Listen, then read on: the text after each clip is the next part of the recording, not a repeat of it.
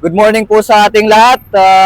Ako po si First Lieutenant Calde Thomas K. Ambukay, Infantry Philippine Army, ang commanding officer ng Bravo Braveheart Company ng 84th Infantry Victorious Battalion.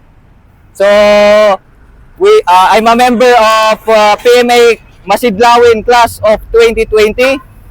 I'm a member of Scout Ranger Course Class 220-2023 Alto Voltae.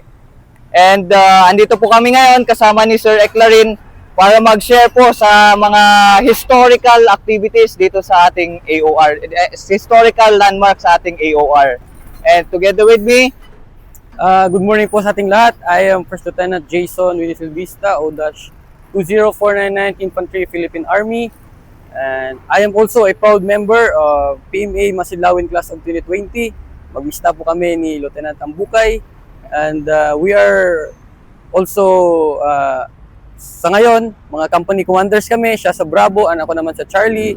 And magkasama kami ngayon na andito sa isa sa pinaka mga historical sites ng ating bansa sa Bataan. So, marami po kami mga efforts na ginagawa sa aming company para mas mapaigting pa natin yung pagiging makabayan ng ating mga kababayan Pilipino, lalong-lalo na yung ating mga kabataan. okay, so just a brief background po sa ating lahat.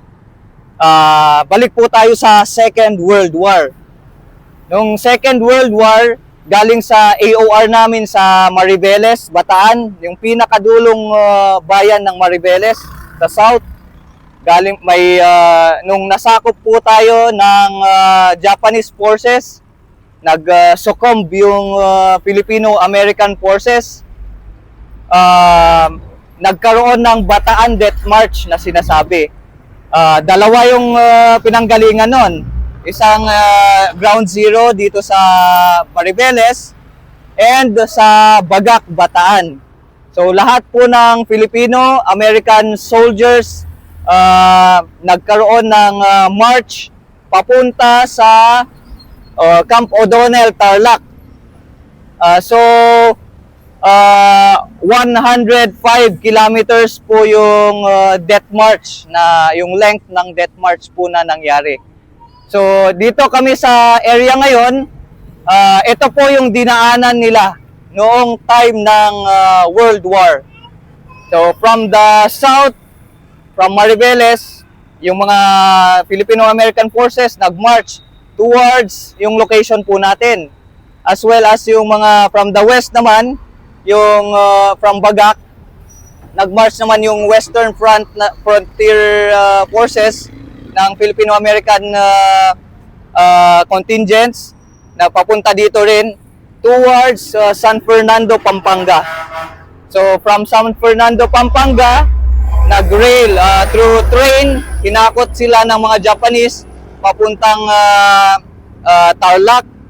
Then, yung remaining 7 kilometers or so na march, nag-continue papuntang Camp O'Donnell.